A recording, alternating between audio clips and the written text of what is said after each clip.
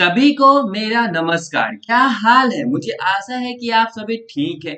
आज हम लोग राष्ट्रीय मुक्त विद्यालय शिक्षा संस्थान का माध्यमिक पाठ्यक्रम हिंदी का दूसरा पुस्तक का अध्याय 20 उनको प्रणाम जो एक कविता है, आज हम लोग पढ़ने वाले हैं। तो चलिए शुरू करते हैं। अध्याय 20 उनको प्रणाम।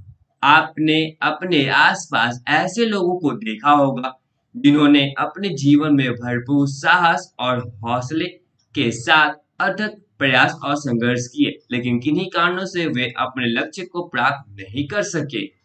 ऐसे लोगों को भी देखा होगा जो बड़े ही ईमानदार, मेहनती, संघर्षशील और सदैव उत्साह से भरकर काम करते हैं। अब कह रहा है कि आप लोग जो है ऐसे लोगों को देखा होगा जो अपने जीवन में जो है बहुत मेहनत, साहस, हौसले के साथ वो बहुत ज़्यादा प्रयास और संघर्ष करते हैं। लेकिन कोई ऐसा कारण होता है जिसकी वजह से वो अपने लक्ष्य को प्राप्त नहीं कर पाते हैं। और कह रहा है कि आपने फिर ऐसे लोगों को भी देखा होगा जो बहुत ही ईमानदार, मेहनती और संघर्षशील और वे हमेशा सदैव जो है उत्साह से भरे हुए होते हैं। अब बोल रहा है कि जरूरी नहीं कि ये लोग बहुत धनवान या सुविधा संपन्न ही हो, बल्कि कई बार तो लोगों को मामूली सुविधाओं का भी अभाव झेलना पड़ता है। कह रहा है कि जरूरी नहीं है ये लोगों के पास बहुत पैसा हो और सारे सुख सुविधाएं जो है इनके पास हो, लेकिन ऐसा होता है कि इन लोगों को किसी मामूली सुविधाओं का भी जो है दिक्कतें झेलनी पड़ती है। अभावों में रहते हुए भी ये किसी से कोई शिकायत नहीं करते, दूसरों के आगे हाथ नहीं फैलाते, अपने अभावों को दूसरे के सामने रोना नहीं होते। अब कह रहा है कि अगर इनके पास दिक्कतें भी होती हैं तो ये किसी से कोई शिकायत नहीं करते हैं और न ही किसी के सामने जो है हाथ फैलाते हैं और न ही अपने कमियों को दूसरों के सामने रख कर रोते हैं। ऐसे लोग संघर्ष तो पूरी ईमानदारी से और पूरी शक्ति से करते हैं, लेकिन हमेशा सफल नहीं होते। अब कह रहा है कि ऐसे जो होते हैं वो संघर्ष तो बहुत ही ईमानदारी से करते हैं और पूरी शक्ति लगा देते हैं, लेकिन जरूरी नहीं है कि ये सफल हो जाए। हमेशा ऐसे लोग जो है सफल नहीं होते हैं।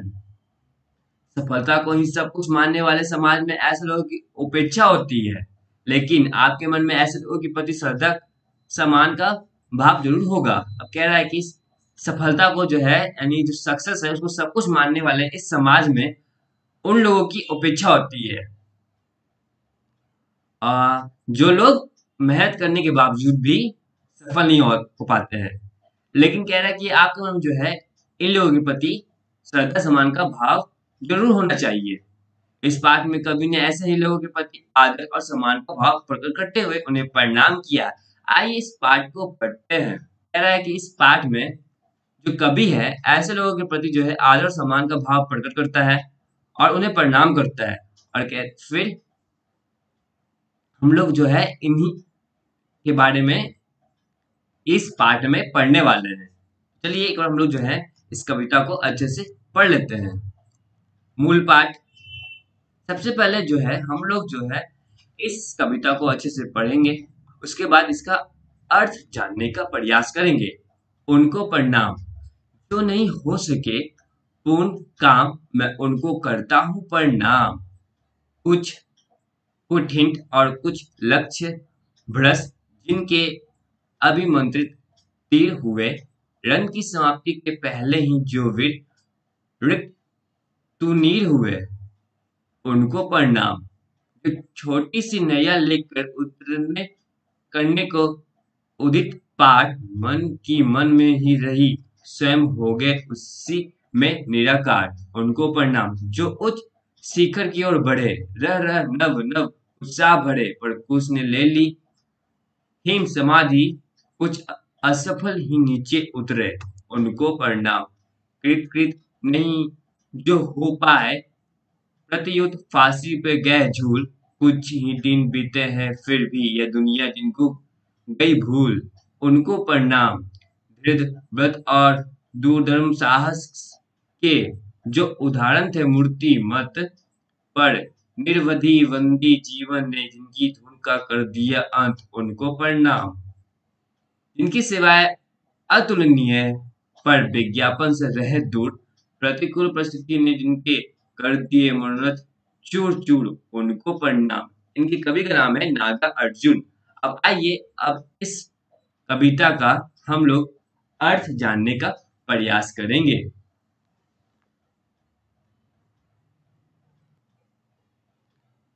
उनको प्रणाम कविता में कवि ने प्रथम दो पंक्तियों में परिश्रमी और उद्देश्य के लिए संघर्ष करने वाले लोगों के प्रति सम्मान प्रकट किया है। कवि कहता है कि हालांकि वे लोग अपने उद्देश्य में सफल नहीं हुए, किंतु उन्होंने हिम्मत दिखाई और अंत तक डटे रहे, इसलिए वे सम्मान के हकदार हैं। आगे की पंक्तियों में कवि कहता है कि वीर योद्धा युद्ध के मैदान में पूरी तैयारी एवं तीरों के साथ गए थे, किंतु उनके तीर किन्हीं कारणों से नाकाम हो गए। कवि का आशय है कि अपने लक्ष्य के लिए संघर्ष करने वाले साधनहीन होने के कारण सफल नहीं हो पाए, लेकिन उन्होंने अपने हौसले में कमी नहीं आने दी, किंतु यह उनकी हार नहीं है, परिस्थिति है और इसी कारण वे लोग आदर के पात्र है। कवि अगली पंक्तियों में कहता है कि कुछ लोग छोटी-छोटी नावें लेकर समुद्र पार करने चले थे, किंतु वे सफल नहीं हो पाए और समुद्र में ही समा गए। ऐसे लोगों के साहस को प्रणाम। कवि का तात्पर्य है कि साहस लोग साधन नहीं होने या काम होने पर भी काम करने के निकल पड़ते हैं।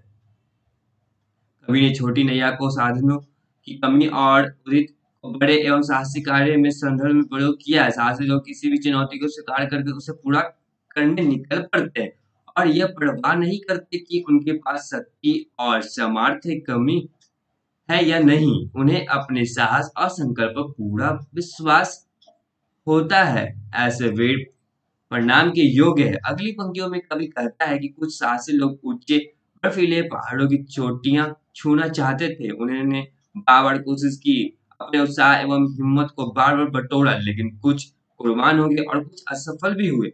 फिर भी ऐसे लोग आदर के हकदार है। कवि कहता है कि दुनिया उन्हें ही जानती है जो सफल हुए, लेकिन उन्हें प्रेरणा, अनुभव और साहस उन लोगों से मिला जो सफल नहीं हो पाए।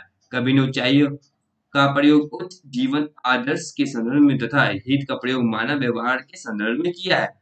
अगली पंक्तियों में कवि ने साहसी और बलिदान देशभक्ति की चर्चा की है, जिन्होंने देश को स्वतंत्र कराने के लिए अपने सर्वस्व लुटा दिए, किंतु हमने उन्हें बहुत जल्दी ही भुला दिया। क्योंकि मानव प्रवृत्ति है कि वह अच्छी बातें और अच्छे कार्यों को बहुत जल्दी भूल जाता है, लेकिन बुरी बातों और बुरे कार्यों को याद रखता है। आज हम तो स्वतंत्र की सांस ले रहे हैं, वह गुमनाम शहीदों के बलिदान का नतीजा है। अतः सदैव उनका सम्मान किया जाता रहना चाहिए, जिससे अगली पीढ़ी को भी प्रेरणा भी मिले। अंतिम पंक्तियों में कवि ने निस्वार्थ देश और समाज की सेवा के प्रति समर्पित लोगों का जिक्र किया है। ऐसे लोग किसी चीज या लालच की परवाह किए बिना केवल अपने कर्तव्य पथ पर बढ़ते रहते हैं। उन्हें कभी यश की कामना नहीं की। ऐसे लोग प्रणाम एवं आदर के योग्य है। अब हम लोग इस तरह जो है इस कविता का अर्थ समझ चुके हैं। अब आइए हम लोग इसका प्रश्न उत्तर बनाने का प्रयास करें। ये रहा पाठगत प्रश्न 20.1। ये 2 लिखा हुआ है पर ये 1 है।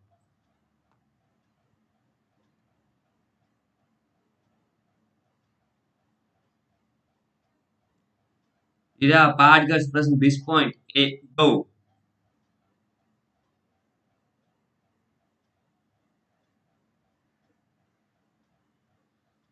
ये रहा पाठगत प्रश्न 20.3। आइए अब हम लोग पठान प्रश्न बनाने का कोशिश करेंगे। ये रहा पठान प्रश्न। अब यहाँ पे सारे जो है प्रश्नों का उत्तर दिया गया है। सबसे पहले आप लोग खुद से बनाने का प्रयास करें, फिर यहाँ उत्तरमाला की सहायता लें। अगर कोई परेशानी हो इस कविता से तो अपने परेशानी को दूर करने के लिए हमारे साथ टिप्पणी बॉक्स में साझा करें। तब तक के लिए आप सभी का धन्यवाद।